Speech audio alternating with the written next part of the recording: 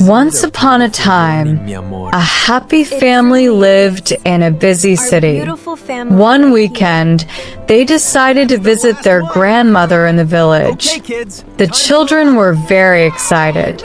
"Grandma's village is so beautiful," said Emma. After a long drive, they arrived at Grandma's small house. Grandma came outside and hugged everyone.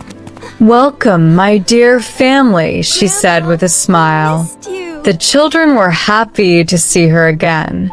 After lunch, Grandma said, "Come with me. I want to show you my garden." The children followed Grandma to the backyard. Their eyes became wide with surprise. The garden was full of colorful vegetables and fruits.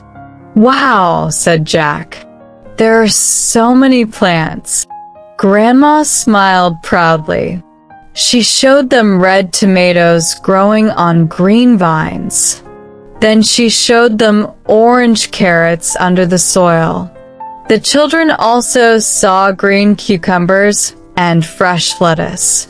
Next, Grandma took them to the fruit trees. There were sweet apples hanging from the branches. There were juicy oranges and yellow mangoes too. The children could not believe their eyes. "Everything looks so delicious," Emma said. Grandma picked a ripe apple and gave it to her. Emma took a bite. "It is so sweet," she said happily. Then Grandma gave everyone fresh fruits from the garden. The family sat under a big tree together. They enjoyed the fresh air and tasty fruits.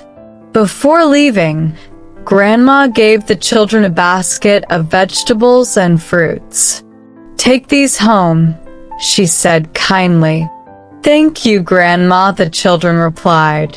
On the way home, they talked about the beautiful garden. They learned that fruits and vegetables grow with care, patience, and love.